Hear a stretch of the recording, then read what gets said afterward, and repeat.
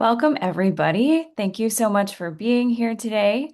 Today, we are going to spotlight New Jersey in their program to create a cost-neutral, program-funded local food purchasing incentive within the fresh fruit and vegetable program. My name is Cassandra Bull, and I will be your host today.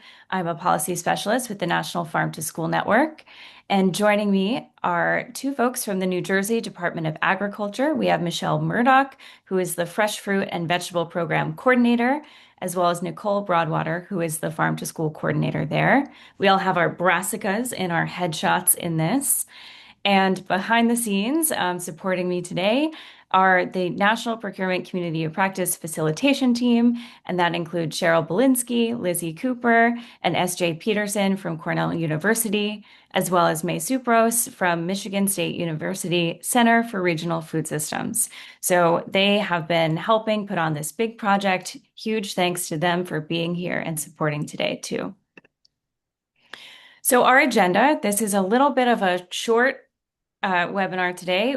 I'll give a sort of larger introduction to the project and this series, and then I'll pass it on to the New Jersey Department of Ag folks who will speak about their program for a little over 20 minutes.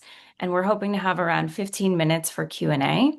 So if you have questions throughout my introduction or the presentation, please just drop them in the chat and we will get to them during that portion. So about National Farm to School Network, we are a national network made up of over 500 partners, 20,000 network members. We have a national staff across the US, and our mission is to increase access to local food and nutrition education to improve children's health, strengthen family farms, and cultivate vibrant communities. And so this is the first of a nearly 2-year-long Spotlight webinar series, and it is all thanks to a larger project that we've been coordinating called the National Farm to School Procurement Community of Practice, which was a competitive application process for state agency folks and state-level TA providers who are interested in getting more local and values-based food into schools. So within the community of practice, it's twofold. Those folks attend this spotlight webinar, and then afterwards we follow up with the folks that we spotlight in closed community of practice meetings where we talk shop about the nitty-gritty implementation details and just network and spread innovation around what states are doing in terms of local procurement. So this is a great sort of offshoot of that project in which we're holding a webinar every other month, spotlighting usually multiple states, though this is different. We have just New Jersey on the call today because their program is so unique, we couldn't really lump them together with other projects. But there's great artifacts that are being developed out of the community of practice. We're focusing on emerging and innovative strategies that really there aren't a lot of case studies or reports about them. So this is one way that we're creating those artifacts and leave behinds so that you can share what different states are up to if you want to replicate the models. Again, our focus with this project is on state level action, or sometimes, multiple regions within a state to move the needle on local procurement. And as I said, this will go through the end of next year. Our goal, Sandra, and I'm yeah. so sorry. We have folks in the waiting room and we don't have control to let them in. So can I ask you to multitask and just let them in? Yeah, I thought you were co-hosts. I will make you full host, Cheryl. Perfect. Sorry. Zoom snafu. Thank you to your coworkers in the waiting room. I appreciate it. Sorry for the folks in the waiting room who missed part of my introduction. We had a waiting room issue, but our goals for the state spotlight are to increase awareness of innovative programs happening across the states right now. We want to focus on teasing out the multiple levers that states can use to advance local procurement. So this is really a yes and situation. There's so many different ways that states can move that needle in different projects, different agencies even. So that's really one of our goal. We want to focus on emerging and particularly unique strategies. We also want to meet the moment. So the strategies that we'll be focusing on don't necessarily require legislation to happen. These are actions that people can take right now if they so choose. And we really want to investigate teasing out how we can support local procurement within existing programs and existing systems. And then, in the spirit of meeting the moment, our focus is also on no cost and low cost strategies for the most part. We'll deviate throughout the next few years. And then our last goal is to share high level insight on how to replicate and implement different procurement strategies. And that's really why New Jersey and their program that they'll be sharing about was chosen first, because to be blunt, it's a simple and sweet and sort of in that way beautiful idea that they have going on. It's highly replicable. So I'm really excited for them to share what they've been working on. And then moving forward, so as I said, this is the first spotlight that we have, but there are so many other topics we've identified to explore. So be on the lookout for spotlights on state level local procurement solicitations, usually led by state agencies or nonprofit groups, getting local into DoD Fresh and USDA foods, combining USDA foods with local ingredients for product development, regional farm to school coordinator positions, forward contracting guidance, maps and databases, and general recognition programs, and so much more. There's a lot that states are doing and want to do on this thread. So without further ado, I am going to pass it on to my colleagues Michelle and Nicole to share about their program. Thank you so much, Cassandra. Thank you for having us. Nicole and I know are very excited to share with all of you and are grateful for the time in this space to talk about what we're doing with the Fresh Fruit and Vegetable Program. Again, my name is Michelle Murdoch. I'm the Fresh Fruit and Vegetable Program Coordinator, and I have Nicole. Are you here? I'm here. There My you name is are. Nicole. And if you didn't catch it, my name is Nicole Broadwater. I'm the Farm to School Coordinator at New Jersey Department of Agriculture, and I work closely with Michelle in this FFVP program. You can move to the next slide. Thank you. Just in case we have anyone with us today who is not working with the FFVP, I wanted to do a real quick overview of what the program is and make sure that we differentiate between the fresh fruit and vegetable program that is the snack program we're talking about today versus the DoD fresh fruit and vegetable program. I don't know why they need to be named the same thing, but I want to make sure we're all on the same page as to which one we're talking about today. So what is the FFVP? It's a USDA funded program that provides fresh produce as snacks to children in participating elementary schools. And they serve those snacks twice a day outside of the other school meal times. It's open to elementary schools only, schools that have 50% or higher enrolled students eligible for free and reduced school meals. It is an application-based program, and all students are provided the snack for free, and the site level, the schools are reimbursed for their costs for the program. Next slide. A little bit of history. The program was piloted in 2002 with just 4 states, and over a couple of years, they built it out until 2008 when all states, it was expanded to all states and it was authorized by the Farm Bill. Next slide. The goals for the program are to simply increase fruit and vegetable consumption for our students, and create healthier schools, promote wellness. We want to expose young children to a greater variety of produce and hopefully influence their dietary choices and their overall well-being and health. We like to add in our program that FFVP would be a wonderful source for evolving our greater school menus and also for building partnerships within the school environment, district, and the community at large. So we're here at the Garden State, the FFVP in the Garden State. We started in 2008 with just 33 schools, and this year we have 200 schools participating across 49 districts in 15 counties, and we're serving over 100,000 students with this program. For our local incentive, we're going to jump right in. In 2010, our fresh fruit and vegetable program coordinator, along with our farm to school coordinators, came together and decided that these two programs should really work as a team. And they wanted to market and promote these programs under the banner of our Jersey Fresh brand. And they came up with Jersey Tastes Harvest of the Month. And they really leaned into that Harvest of the Month program to promote the FFVP and Farm to School and to give it a backbone and a framework through the lens of Harvest of the Month. Our local incentive is a tiered allocation structure that supports local procurement as an opt-in for the fresh fruit and vegetable program. And we do define local as grown in New Jersey. We'll talk a little bit more in the coming slides about how that works, but essentially the schools that opt into this program will serve a locally grown produce item a minimum of 12 times per year. How we did the allocation tiering. The USDA overall awards the states for the program funding that gets allocated out to the states.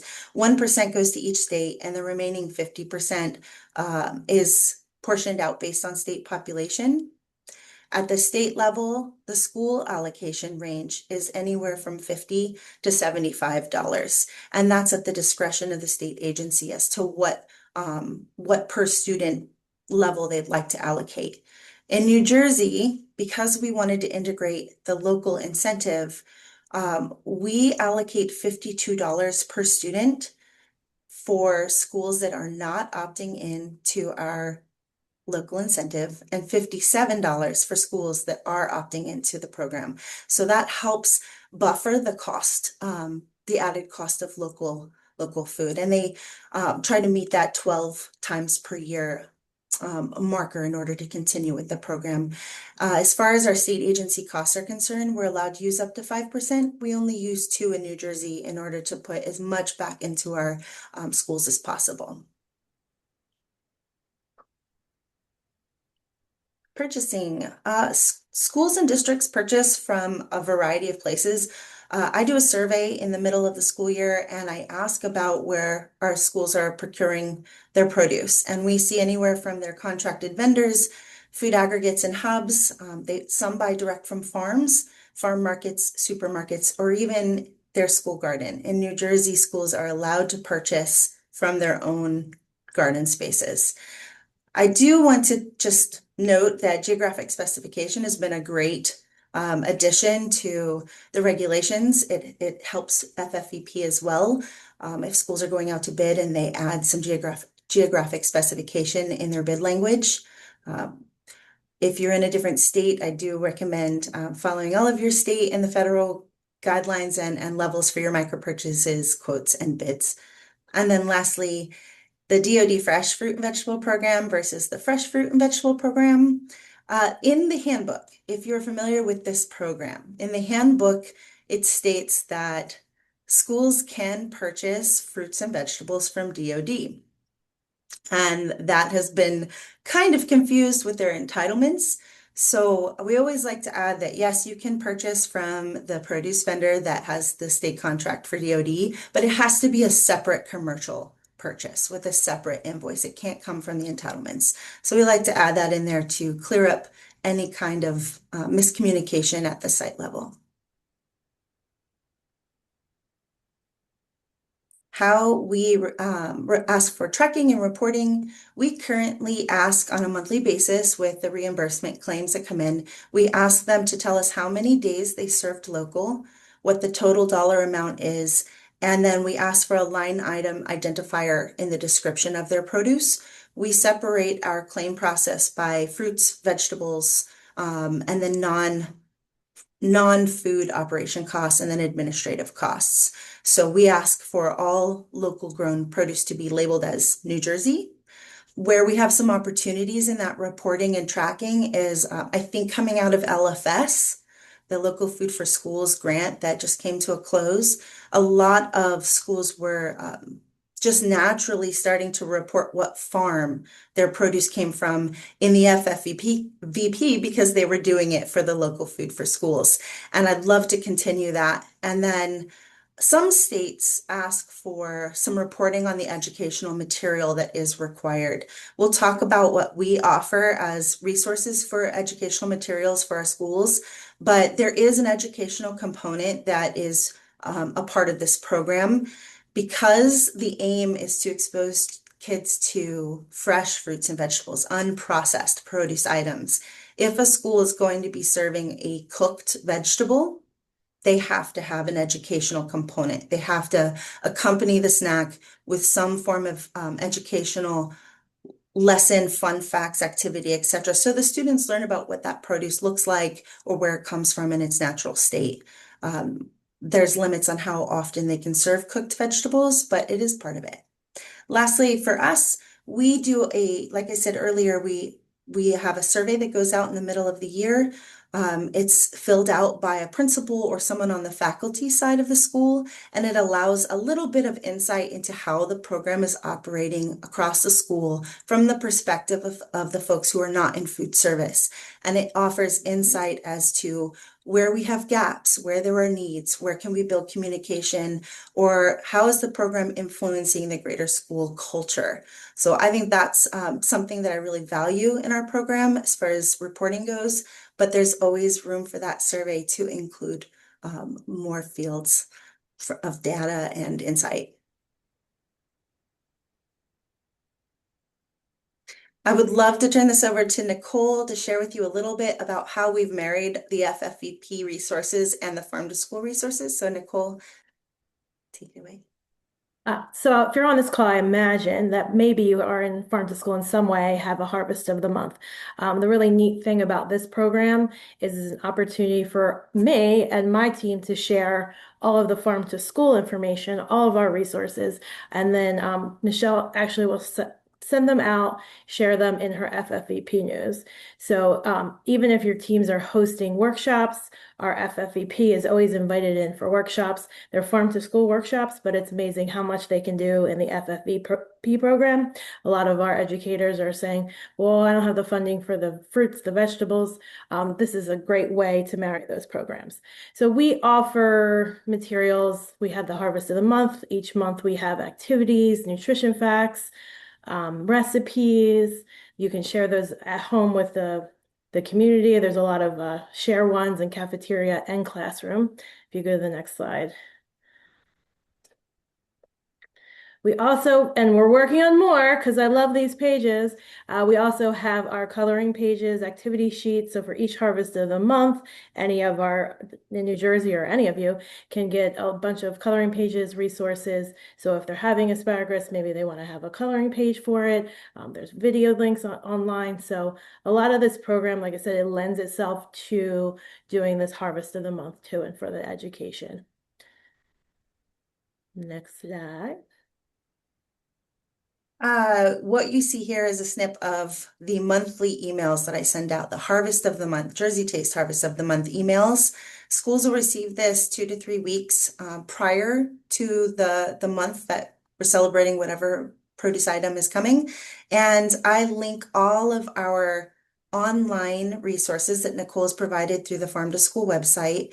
And I also try to change things up. The emails give me the opportunity to introduce new activities or new resources from one year to the next.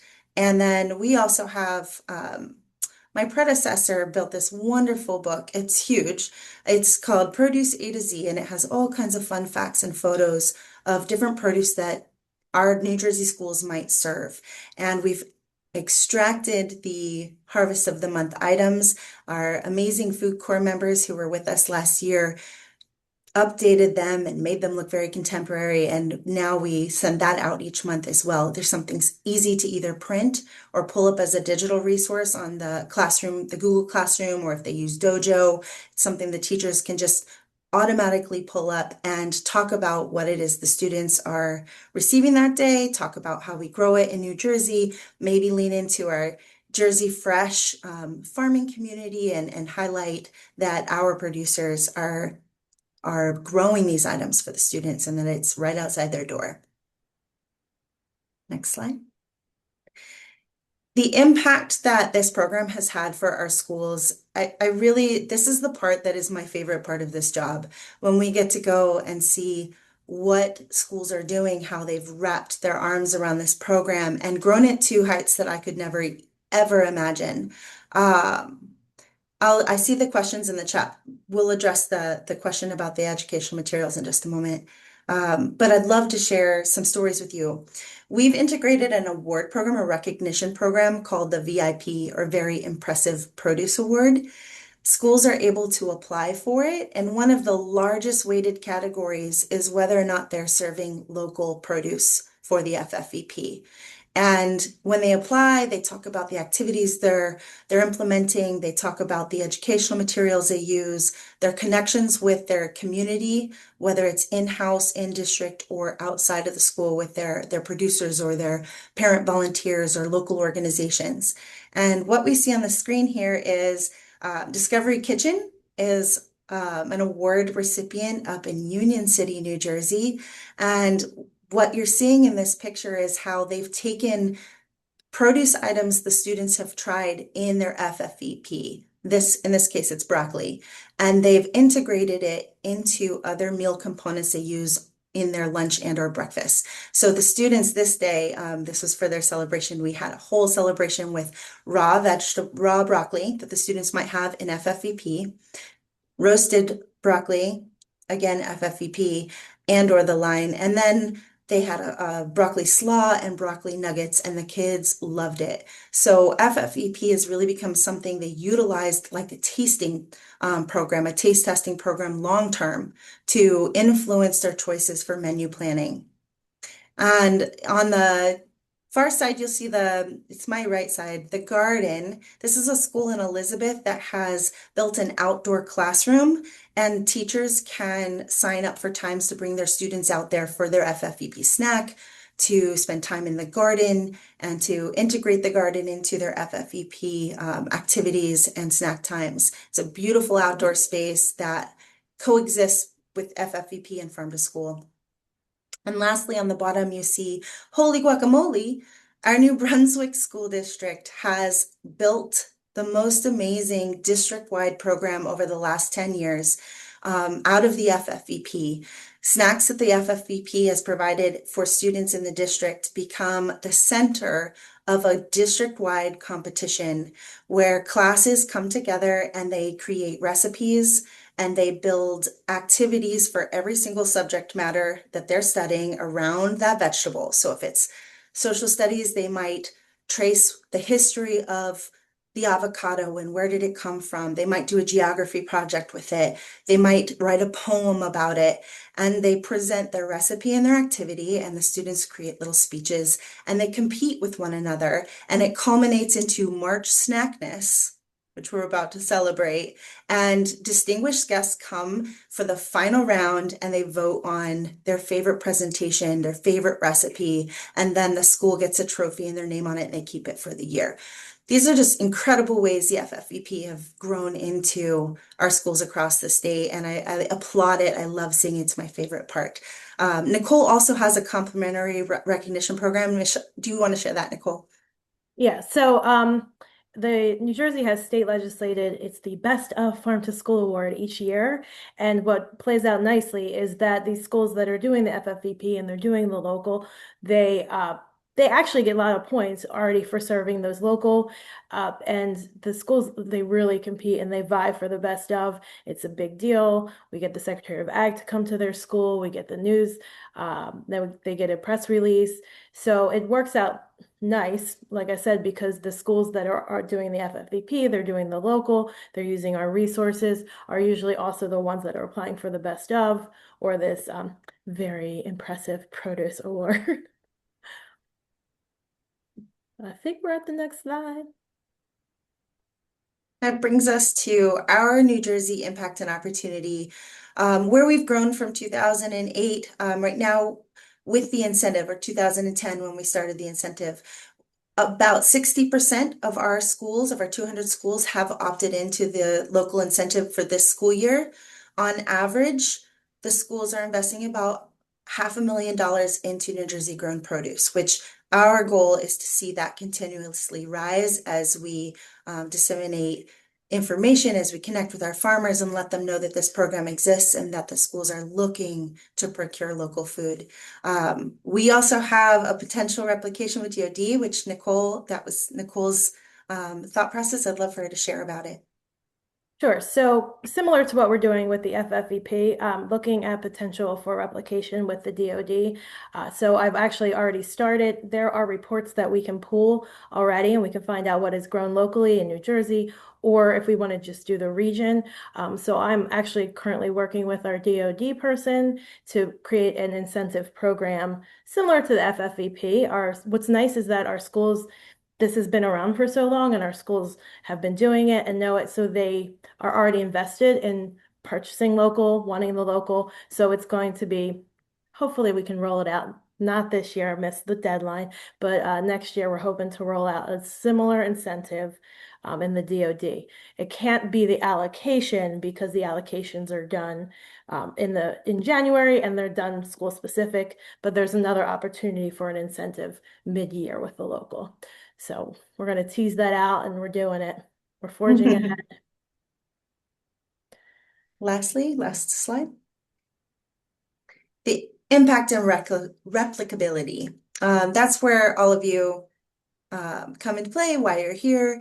I think some of the most important tools for replication are a team and your leadership. If you're at the state level, if you're at a district or site level, your team is very important. Nicole and I work very closely with one another, and we have a team of people who also assist us with all of the with the resources, but also just leaning into our harvest of the month and working with our counterparts in the Department of Ag. Having a strong team is very important. I think making sure that you've sussed out your harvest of the month program, if it already exists, like let that be your framework, let that be your foundation, and then promote around it. Plan a promotional accompaniment to that program and build the incentive into it. If you are a site, if you're a school that already receives a full $75 level allocation, this may seem like it doesn't, like maybe you won't be able to use it. Or if you're a state agency that's looking at this and say, well, I already give them all the money. If you were planning to incentivize local and pull back from sending out the full $75, and maybe you allocate 70 per student, and those who opt into the incentive will continue to receive 75, you would really need to promote the value of that for your local producers and have a strong promotional plan around it. I think communication and a schedule is important. For the schools that I get to work with, they know they're going to receive that email with harvest of the month information every single month prior to the month arriving. They anticipate it, they know they can lean into it and use it. We have built a very strong email relationship with one another. We have 200 schools, and we know one another in some way, shape, or fashion. It takes time, but having that communication and that relationship allows us to keep one another accountable for the expectations of the program and the incentive. In New Jersey, we have site level roles for this program. So in our applications for the FFVP, we ask for someone on the faculty side of the school to be appointed as the school FFVP coordinator. That allows food service someone to work with on the faculty side to help with teacher buy-in and keeping the educational components kind of organized on schedule and driving forward. It allows for a team to be built at the site level. So we ask for an FFVP coordinator. We have our food service director on board, our principals on board, and our business administrators. And all four of those key personnel hear from me monthly. Lastly, the producer and supplier partnerships. It's really important to build those relationships with your vendors or your local farmers. I'm going to let Nicole talk a little bit more about that, but before we move into what that looks like, I would just offer the advice to keep things simple. Having simple resources on a simple schedule where it's anticipated by your teams across the state, make it accessible for all, and then have clear expectations with your incentive program. What do they need to do to implement it? What do they need to do to report it? And at what time do they need to have it reported at? Nicole, would you like to share a little bit about the producer suppliers? Sure. So I just want to be very clear that we are very lucky that food and nutrition is housed in the Department of Agriculture. So we're at an advantage for a program like this. You know, when you go to your boss who is beholden to farmers and say you want to incentivize local, it's just never a problem with us. So it really is important that if you're not in this great situation that we are, that you are reaching out in our agency, reaching out to the Department of Agriculture. There's absolutely someone that's going to be interested in this kind of program. We also go to events, or it's called Vegetable Growers Association. We go to conferences with farmers. We have farmer trading cards. But what's nice is that we're telling the farmers what we're doing for them. And that is always very much appreciated. And they really want, that is their special time. That is like them going into a school or seeing that, you know, their product is in the school is like the best thing for them. I had one, I will end with this, and I promise I won't cry. I always cry. But anyway, there is a local farmer. He's a young, new farmer. He's gotten, I don't even know how much in grants, a lot of money in grants. His most favorite day, he has said multiple times, best day so far was him going into a school and the kids were cheering him on and saying how wonderful it was. They had a song for him and he served apples in the apple press. And that's what we want to make. We want to make these connections, and it's important for the kids and the farmers. And I'm not crying. You're crying. I do see in the chat, and I want to make sure that we address the questions, but someone said they'd love to see the farmer trading cards. They are on the New Jersey Farm to School website, which I believe you'll receive these slides, and the Farm to School logo is linked in one of the slides. You'll see the little click mark, and the farmer trading cards are on there. Yes. Cassandra, I'm not sure if you caught some of the questions maybe we missed. Yeah, let me stop sharing. Um, Thank you so much. Let's give a round of applause for Michelle and Nicole right here. That was amazing. Thank you for that, thorough overview. Yes, so much applause. Amazing.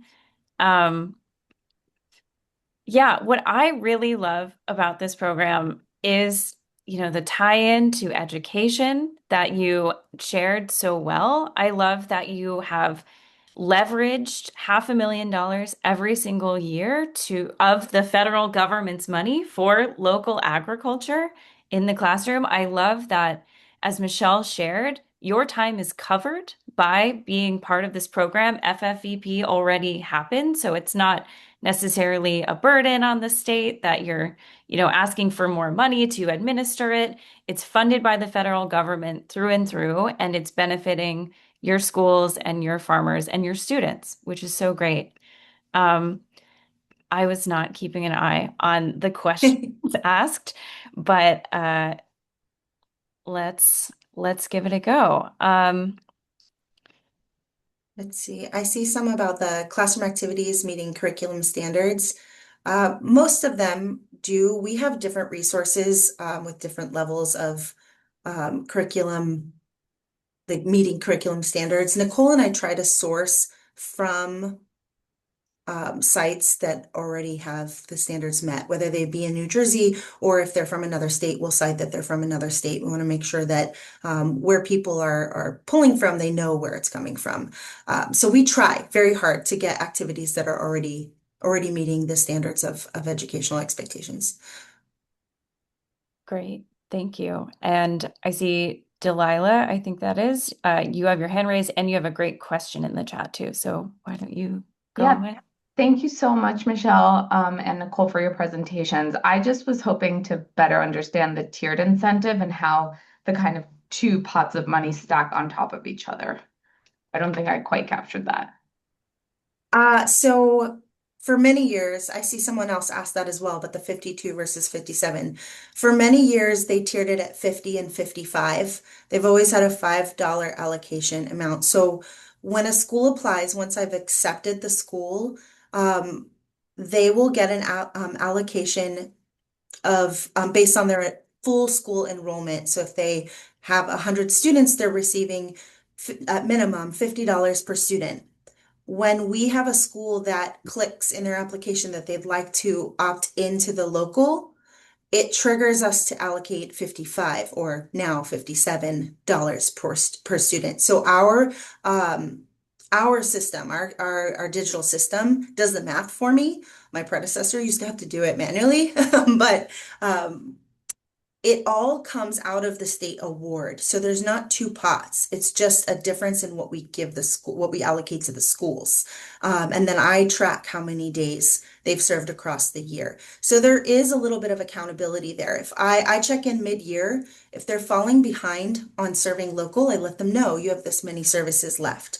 If at the end of the year they don't reach that, then they may not be able to participate next year, which is a double-edged sword. I want as many schools to participate as possible, but there has to be some level of accountability, and nobody wants to go back to their school principals and superintendents and say, well, we used to get this much money for a program, and now we have this much money because we didn't uphold our end of the agreement. So everyone aims to meet that 12 services per year. I hope that helps. Yeah, that's awesome. Thank you so much. Mhm. Great. Okay, we have another question. Do the classroom activities meet curriculum standards in any academic subjects? I, Michelle touched on that, but I'll just say, so we have in our activity sheets, we break it out by grade.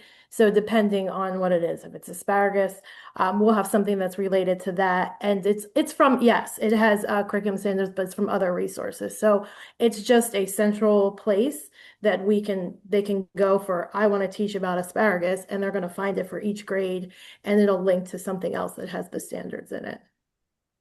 Great. And how is the monthly item determined? So I think that question, oh, I see, for the harvest of the month, has 2 to 3 weeks heads up typically been enough time for schools and districts to order the particular item? So our monthly harvest of the month items that remains the same every year. So that's where leaning into our Department of Ag's Jersey Fresh brand program, that's where the harvest of the month items have been determined is at the Department of Ag level. So they know that January is blueberry. They know that February is sweet potato. So when I send out resources a couple of weeks in advance, they've been planning with their procurement. They've been planning for sweet potato. Now they just have the resources to accompany it in the classroom side of things, or maybe to send recipes home with the students so that students can go home and say, we love sweet potatoes and we want to eat roasted sweet potatoes or whatever. So the resources that I send out monthly is just something new to them, but the item itself is already something that our schools know because our branding has been around for so long.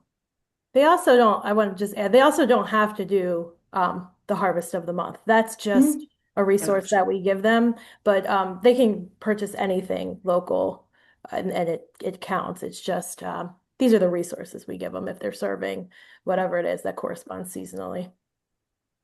Yeah, great clarification, Nicole. Thank you. Do you know, so $500,000 every year, what percentage is that of the whole program budget?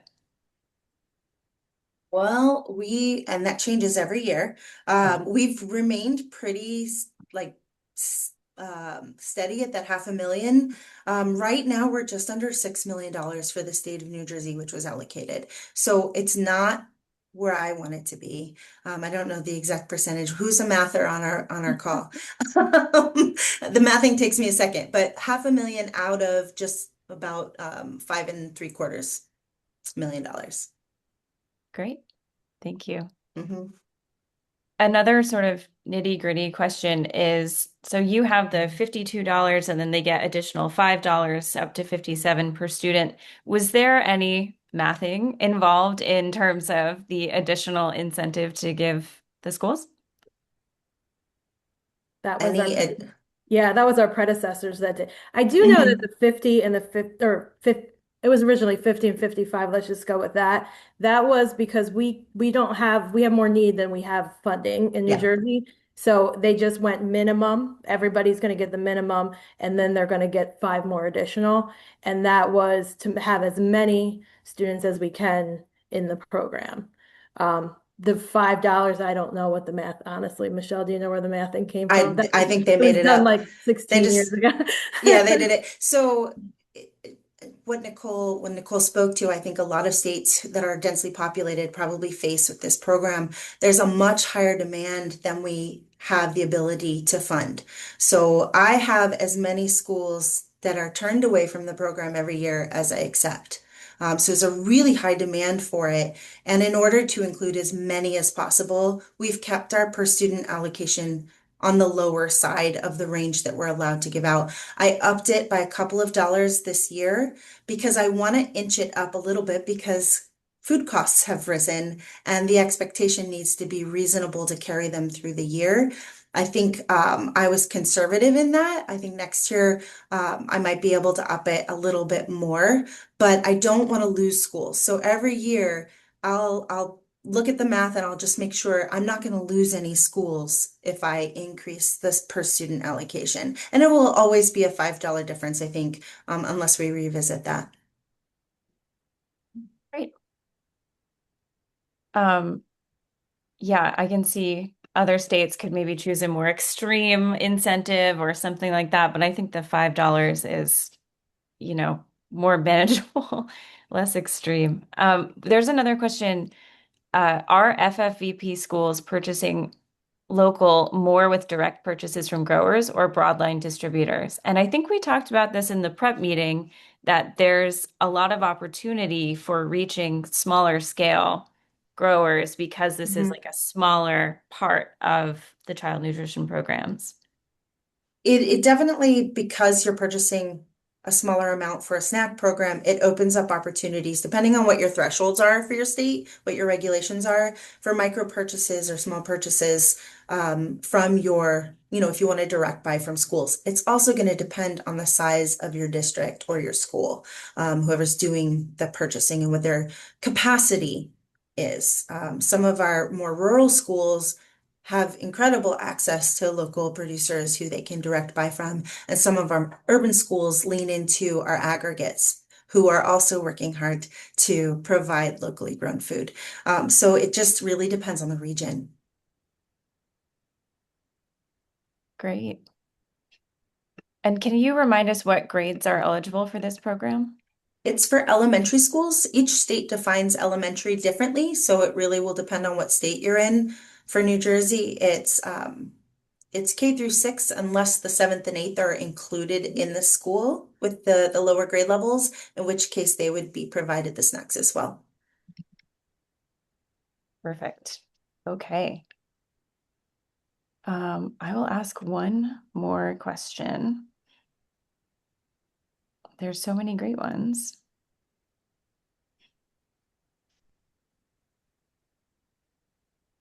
Okay. Um, can you speak more about many local foods are whole and unprocessed? Are your schools processing into snacks or are they working with vendors that provide the processed version? You mentioned some of Yeah, that cooking. we have both. A lot of our schools, some of our schools don't have kitchens at all. So they're really going to be reliant upon vendors that can provide the gems or the pre-cut, pre-portioned items. We do have several districts that do scratch cooking and they'll cut and portion the snacks in-house. But I think that at this particular moment, I'd say it's weighted more towards the vended, ready prepared snacks for the kids. Great. Well, thank you so much. Thank you, everyone that's in the room. I'm sorry again for the waiting room snafu. You just missed the intro, but you got the meat of the presentation. Thank you to Nicole and Michelle for sharing about your program. It's sweet, it's simple, it's replicable. It touches all the elements of farm to school. And thank you to my co-facilitators, Cheryl, SJ, and Lizzie for being here. Um, for the COP members, we'll see you next week. And for everyone else, we'll see you in another few months for our next topic. Have a great day, everybody. Thank you. And if Thank there's any you. questions that didn't get answered, you can forward them to us and we'll just reply to them. All right. Very gracious. Thank you, Thank Nicole. Thank you. you. Thank you.